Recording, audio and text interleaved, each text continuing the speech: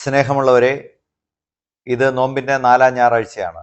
ഇന്ന് നമുക്ക് ധ്യാനിക്കാനുള്ള സുവിശേഷ ഭാഗം വിശുദ്ധ മത്തായിയുടെ സുവിശേഷം 21-ാം അധ്യായം 33 മുതൽ 44 വരെയുള്ള തിരുവചന ഭാഗമാണ്. ഈ ഭാഗത്ത് വിശുദ്ധ മത്തായി ശ്ലീഹ വിവരിക്കുന്നത് ഈശോയുടെ ഒരു ഉപമയാണ്. മുന്തിരിത്തോട്ടത്തിലെ കൃഷിക്കാരുടെ ഉപമയാണിത്. ഇതിന് മുന്നോടിയായി പഴയ നിയമത്തിൽ നിന്ന് ചില ഭാഗങ്ങൾ കൂടി നമുക്ക് ധ്യാനിക്കാനുണ്ട്.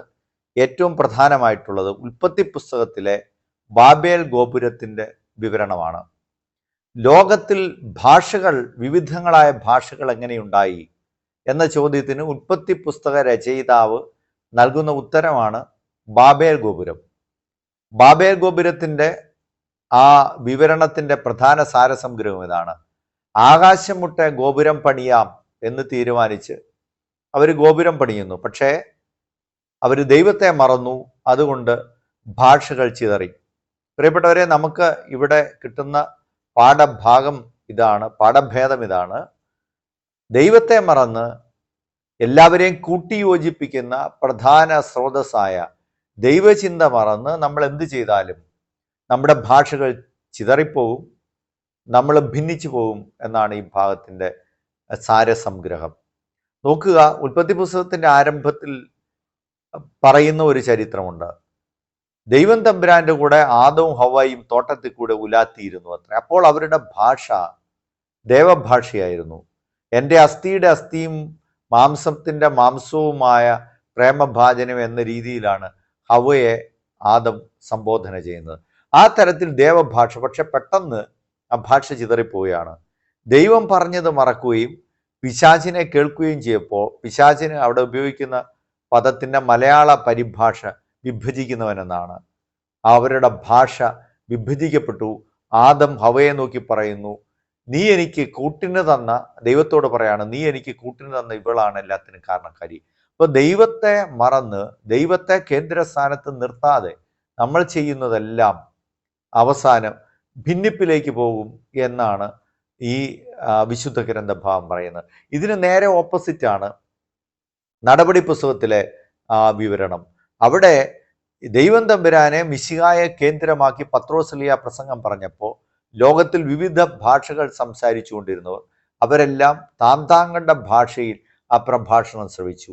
അപ്പോൾ ദൈവകേന്ദ്രീകൃതമായിട്ട് നമ്മൾ ചെയ്യുന്ന കാര്യങ്ങൾക്കെല്ലാം ഐക്യരൂപ്യമുണ്ടാകും, മനസ്സുകൾ തമ്മിൽ അടുപ്പമുണ്ടാകുന്നത്. നമ്മുടെ ഇന്ന് കുടുംബങ്ങളിലൊക്കെ നടക്കുന്നത് നമ്മൾ ഓർക്കൂ.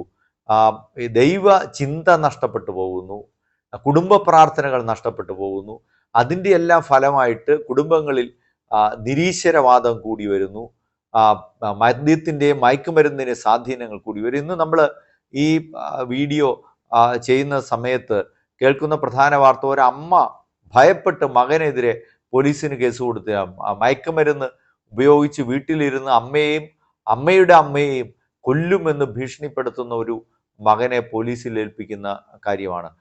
തുടർച്ച കേരളത്തിൽ മുഴുവൻ ഇങ്ങനെ ലഹരി വേട്ടകളൊക്കെ ഉണ്ടാവുകയാണ്. ഇന്നിപ്പോൾ ഒരു സിനിമ, പ്രധാനപ്പെട്ട ഒരു സിനിമയുടെ ഇത് വരുന്നുണ്ട്. പക്ഷേ അതിൻ്റെ ടാഗ് ലൈൻ, അതിൻ്റെ ടീസറിൽ കൊടുത്തിരിക്കുന്ന ആ വാചകം കേട്ടിട്ട് നമുക്ക് ഭയപ്പാട് തോന്നും. അത് പറഞ്ഞിരിക്കുന്ന ഇതാണ്: ദൈവപുത്രൻ തെറ്റ് ചെയ്യുമ്പോൾ പിശാചിനെ അല്ലാതെ മറ്റാരെ ആശ്രയിക്കും എന്നൊക്കെയാണ്. നോക്കുക, ഒരു തലമുറയെ മുഴുവൻ ഇങ്ങനെ വഴിതെറ്റിക്കുന്ന രീതിയിൽ. എന്ത് തന്നെയാട്ടെ ആ സിനിമ ഏത് തരത്തിലാട്ടെ മയക്കുമരുന്നിനെതിരായിട്ടാണെന്നൊക്കെ പറയുന്നു, എങ്കിൽ പോലും ചില ഡയലോഗുകളൊക്കെ അങ്ങനെ. അപ്പോൾ ഇതെല്ലാം ദൈവത്തെ മറന്നിട്ടുള്ള എല്ലാ കാര്യങ്ങളും സമൂഹത്തിലും വ്യക്തി ജീവിതത്തിലും വിഭിന്നമായിട്ടുള്ള കാര്യങ്ങൾ ഉണ്ടാക്കും, അത് വിഭജിക്കുമെന്നുള്ളതാണ്. നമുക്ക് ഈ സുവിശേഷ ഭാഗത്തിലേക്ക് വരാം. സുവിശേഷ ഭാഗത്തിൽ ഈശോ പറയുന്ന ഉപമ യഥാർത്ഥത്തിൽ ഇസ്രായേൽ ജനതയ്ക്കെതിരെയുള്ള ഒരു വിധിന്യായമാണ്. ഒന്നാമതായിട്ട് അതൊരു വിധിന്യായമാണ്. കാരണം ഇസ്രായേൽ ജനത തങ്ങളുടെ അടുത്തേക്ക് അയക്കപ്പെട്ടിരുന്ന പ്രവാചകന്മാരെ കല്ലെറിഞ്ഞു, ഈശോയെ തന്നെ അവർ നിരാകരിക്കുന്നു. അപ്പോൾ ഇസ്രായേൽ ജനത്തിൻ്റെ ക്രൂരമായ ദൈവനിഷേധപരമായിട്ടുള്ള എല്ലാ പ്രവൃത്തികൾക്കെതിരെയുമുള്ള വിധിന്യായമാണ് ഈ ഉപമ. മുന്തിരിത്തോട്ടത്തിലെ കൃഷിക്കാരുടെ ഉപമ. ഉടമസ്ഥൻ കൃഷിക്കാരെ തോട്ടമേൽപ്പിച്ചിട്ട് പിന്നീട് അതിൻ്റെ ഫലം ശേഖരിക്കാനായി ഭൃത്യന്മാരെയും സ്വന്തം പുത്രനെ തന്നെ അയക്കുമ്പോൾ ഈ ഭൃത്യന്മാർ അവരെ കൊല്ലുകയും മർദ്ദിക്കുകയും ഒക്കെ ചെയ്യുന്നതാണ് ഈ ഉപമയുടെ സാരസംഗ്രഹം. അവസാനം ഈ പിന്നെ ഈശോ അവരോട് പറയുന്ന പണിക്കാർ ഉപേക്ഷിച്ച് കളഞ്ഞ കല്ല് തന്നെ മൂലക്കല്ലായിത്തീരും. അപ്പോൾ ഈ ഉപമയുടെ പ്രധാനപ്പെട്ട ദൈവശാസ്ത്രപരമായ കാര്യങ്ങളെല്ലാം അത് തന്നെയാണ്. ഈ ഉടമസ്ഥൻ എന്ന് പറയുന്ന ദൈവം തമ്പുരാനാണ്, കൃഷിക്കാരെന്ന് പറയുന്ന ഇസ്രായേൽ ജനതയാണ്, ഈ ഭൃത്യന്മാർ, ഐക്യപ്പെട്ട ഭൃത്യന്മാരെല്ലാം പ്രവാചകന്മാരാണ്, അവസാനം ചെന്ന പുത്രൻ അത് ഈശോ മിശിഹ തന്നെയാണ്. അപ്പോൾ ഇസ്രായേൽ ജനത ഈശോ മിശിഹായെ ഗ്രഹിക്കാതിരിക്കുന്നു, പ്രവാചകന്മാരെ എല്ലാം നിരാകരിക്കുന്നു. അതെല്ലാം കൂടെയാണ് ഇവിടെ പറയുന്നത്. ഇത് 700 വർഷങ്ങൾക്ക് മുമ്പ് യെശയ്യാ പ്രവാചകൻ ഇസ്രായേൽ ജനതയോട് പറഞ്ഞ ആ ഒരു ഉപമയാണ്. അതിലേക്ക് ഈ ഭൃത്യന്മാരെയും സ്വന്തം പുത്രനെ തന്നെയും എന്നുള്ള ഒരു ഭാഗം മാത്രമാണ് ഈശോ കൂട്ടിച്ചേർക്കുന്നത്. അതേ ഉപമ തന്നെയാണ് ഈശോ പറയുന്നത്. അപ്പോൾ ആ അർത്ഥത്തിൽ ഇസ്രായേൽ ജനത്തിനെതിരെയുള്ള വിധിന്യായമാണ് ഈ ഉപമ. അവസാന ക്ഷണമാണ് ഈശോയുടെ. മാനസാന്തരപ്പെട്ട് ഈശോയിൽ വിശ്വസിക്കാനുള്ള അവസാന ക്ഷണം ഈ ഉപമയിലൂടെ ഈശോ നടത്തുകയാണ്. വേറൊരർത്ഥത്തിൽ തൻ്റെ പീഡാനുഭവത്തെക്കുറിച്ചുള്ള പരോക്ഷമായ ഒരു പ്രവചനം കൂടിയാണിത്. താൻ വധിക്കപ്പെടുമെന്നും സ്വന്തം ജനത്താൽ തന്നെ വധിക്കപ്പെടുമെന്നുള്ള ആ ഒരു പരോക്ഷമായിട്ടുള്ള സൂചന കൂടിയാണ്. അവസാനം ഈശോ പറഞ്ഞു നിർത്തുമ്പോൾ പണിക്കാർ ഈ അവസാനം എന്താണ്, ഈ ജനത നിരാകരിക്കപ്പെടും. അവർ തന്നെ ഉത്തരം പറയുന്നു, എന്ത് ചെയ്യും, ഉടമസ്ഥൻ എന്ത് ചെയ്യുമെന്ന് പറയുമ്പോൾ അവരെ ശിക്ഷിക്കുകയും പുറന്തള്ളുകയും വേറെ ഫലം പുറപ്പെടുവിക്കുന്നതിനെ ഏൽപ്പിക്കുകയും ചെയ്യും എന്ന് പറഞ്ഞാൽ വിജാതീയരായിട്ടുള്ള ആളുകൾ കൂടുതലായിട്ട് ക്രിസ്ത്യാനികളാകുമെന്നും യഹൂദജനം നിരാകരിക്കപ്പെടുമെന്നുള്ളതാണ്. ഇനി നമുക്കിതിൻ്റെ പ്രായോഗിക പാഠങ്ങളിലേക്ക് വരാം. ഒന്നാമത്തെ പ്രായോഗിക പാഠം ഇതാണ്. ഒന്നാമത്തെ ചോദ്യം ഇതാണ്: നമ്മളെല്ലാം കൃഷിക്കാരാണ് എന്നത് മറന്നിട്ട് നമ്മൾ ഉടമസ്ഥരെ പോലെ പെരുമാറുന്നുണ്ടോ? നമ്മളൊക്കെ ഈശോയുടെ സുവിശേഷം മറ്റുള്ളവരുമായിട്ട് പങ്കുവയ്ക്കാനായിട്ട് നിയോഗിക്കപ്പെട്ടവരാണ്. അങ്ങനെയുള്ളവരെ എല്ലാം ചേർത്ത് നിർത്തേണ്ടവരാണ്. പക്ഷേ നമ്മൾ അതിലപ്പുറമായിട്ട് പ്രവർത്തിക്കുന്നുണ്ടോ? ഞാനൊരു സംഭവം ഓർക്കുന്നത്, എൻ്റെ അടുത്ത് കുറേ കാലങ്ങൾക്ക് മുമ്പ് ജീസസ് യൂത്തിലെ കുറച്ച് പ്രവർത്തകർ വന്ന് പറഞ്ഞ ഒരു കാര്യമാണ്. ചെറുപ്പക്കാരാണ്, അവരൊക്കെ നല്ല എഡ്യൂക്കേറ്റഡ് ആയിട്ടുള്ള ഒരു യൂത്താണ്. അവർ വന്നിട്ട് അവർക്കൊരു ഗാദറിങ് കൂടണം. അപ്പോൾ പള്ളിയിൽ വന്നിട്ട് അവിടുത്തെ അച്ഛനോട് ചോദിച്ചു, ഓഡിറ്റോറിയത്തിൽ ഞങ്ങളൊന്ന് ഒത്തുചേർന്ന് ഞങ്ങൾക്കൊരു സ്ഥലം തരണം, ഞങ്ങൾ ചെറിയ സ്നാക്സ് എല്ലാം അതിൻ്റെ അകത്ത്. അപ്പോൾ അച്ഛൻ അവരോട് ഭയങ്കരമായിട്ട് കയർത്ത് സംസാരിച്ചത്രേ. ഞാൻ നല്ല രീതിയിൽ സജ്ജീകരിച്ചിട്ടിരിക്കുന്ന ഓഡിറ്റോറിയമാണ്, അതിൻ്റെ അകത്ത് നിങ്ങളുടെ ഗാദറിങ് ഒന്നും കൂടാനുള്ളതല്ല, അവിടെയെല്ലാം നിങ്ങളുടെ ഇതിൻ്റെ എല്ലാം പൊടിയെല്ലാം ഇട്ട് നിങ്ങൾ വല്ല മരച്ചോട്ടിലും പോയി കൂടാ എന്ന് പറഞ്ഞ് അവരെ ശകാരിച്ച് വിട്ടത്രേ. വലിയ വിഷമത്തോടുകൂടി അവർ ആ കാര്യം പറയണം. അവർ പിന്നീട് അവരുടെ തന്നെ ഒരാളുടെ വീട്ടിൽ ഈ മീറ്റിംഗ് കൂടുകയാണ്. ഇപ്പോൾ നമ്മൾ കൃഷിക്കാരാണ്, അല്ലെങ്കിൽ നമ്മൾ ഉടമസ്ഥൻ്റെ പകരക്കാർ, അല്ലെങ്കിൽ ഉടമസ്ഥന് വേണ്ടി പ്രവർത്തിക്കുക എന്ന് മറന്നിട്ട് നമ്മൾ തന്നെ ഉടമസ്ഥർ എന്ന് ചമയുന്ന സന്ദർഭങ്ങളുണ്ടോ എന്ന് നമ്മൾ ധ്യാനിക്കേണ്ടതാണ്. രണ്ടാമത്തത്, ഈശോ ഇവർക്ക് ഒരു വാണിംഗും കൂടെ കൊടുക്കുകയാണ്, ശക്തമായ താക്കീത് കൊടുക്കുകയാണ്. നിങ്ങളിൽ നിന്ന് ഇതെടുത്ത് മറ്റുള്ളവർക്ക് നൽകും എന്ന് ഈശോ ശക്തമായ താക്കീത് നൽകുകയാണ്. പക്ഷേ ആ ഇസ്രായേൽ ജനം അത് ശ്രവിക്കുന്നില്ല. പ്രിയപ്പെട്ടവരെ, നമ്മളെ സംബന്ധിച്ച്, നമ്മുടെ വ്യക്തി ജീവിതത്തെ സംബന്ധിച്ചും താക്കീതുകളും തിരുത്തലുകളും ഒക്കെ ഒത്തിരി വരാം. പക്ഷേ നമ്മളുമൊക്കെ പലപ്പോഴും അതെല്ലാം മറന്നുപോവുകയാണ്. ഞാൻ ഓർക്കുന്നത്, ഒരു കോളേജിൽ പഠിക്കുന്ന ഒരു നല്ല സ്വഭാവമുള്ള ഒരു വിദ്യാർത്ഥി, അവന് കുറേ കാലങ്ങളായിട്ട് താമസിച്ച് വീട്ടിൽ ചെല്ലുകയാണ്. അവനിങ്ങനെ കറങ്ങി നടക്കുന്നതൊക്കെ ആ ഇടവകയിലെ വികാരിച്ചൻ കണ്ടു.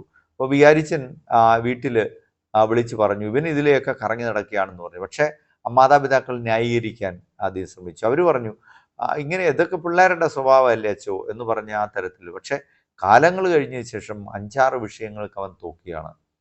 പിന്നെ മനസ്സിലാക്കി വരുമ്പോഴാണ് അവന് ചുറ്റുവട്ടത്ത് അവന് കമ്പനികളുണ്ട്, അവരോട് ചേർന്ന് അവൻ പുകവലിക്കുന്നു, അവൻ മറ്റു തരത്തിലുള്ള സ്വഭാവങ്ങളിലേക്കൊക്കെ മാറിപ്പോയി. അപ്പോൾ മുന്നറിയിപ്പുകളെ നമ്മൾ എങ്ങനെയാണ് കരുതുന്നത് എന്ന് നമ്മൾ ധ്യാനിക്കേണ്ടതാണ്. മൂന്നാമത്തെ പ്രധാനപ്പെട്ട ചോദ്യം ഇതാണ്: എൻ്റെ സ്വാർത്ഥതയ്ക്ക് വേണ്ടി ഞാൻ മിശിഹായെയും അവൻ്റെ സുവിശേഷത്തെ തള്ളിപ്പറയുന്നുണ്ടോ? ഈശോയുടെ സുവിശേഷത്തെ ഞാൻ തള്ളിപ്പറയുന്നുണ്ടോ? ഇവിടെ പറയുന്നത് സ്വപുത്രനെ അവർ തോട്ടത്തിന് വെളിയിലേക്ക് എറിഞ്ഞ് കൊന്നുകളഞ്ഞു എന്നാണ്.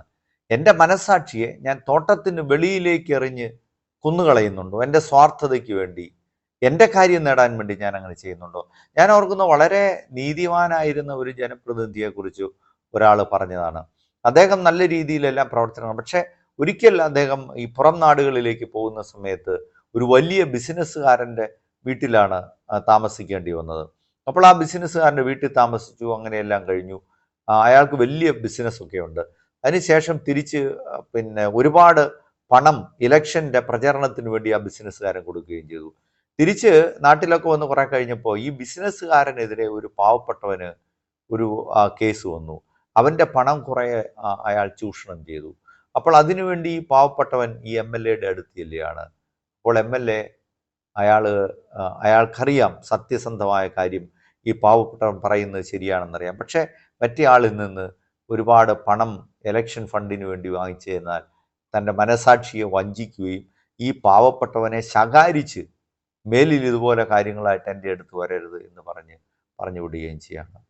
പ്രിയപ്പെട്ടവരെ, നമ്മുടെ ഈ ഭാഗത്തു നിന്നുള്ള ഈ ധ്യാനങ്ങളെല്ലാം ഇതെല്ലാം നമുക്ക് അർഹത ഇല്ലാത്തത് നമ്മൾ ഈ കൃഷിക്കാരെ പോലെ അങ്ങനെ തട്ടിയെടുക്കുന്നുണ്ടോ എന്നും കൂടെ നമ്മൾ ധ്യാനിക്കേണ്ട കാര്യങ്ങളാണ്. Subscribe now and press the bell icon. Never miss an update.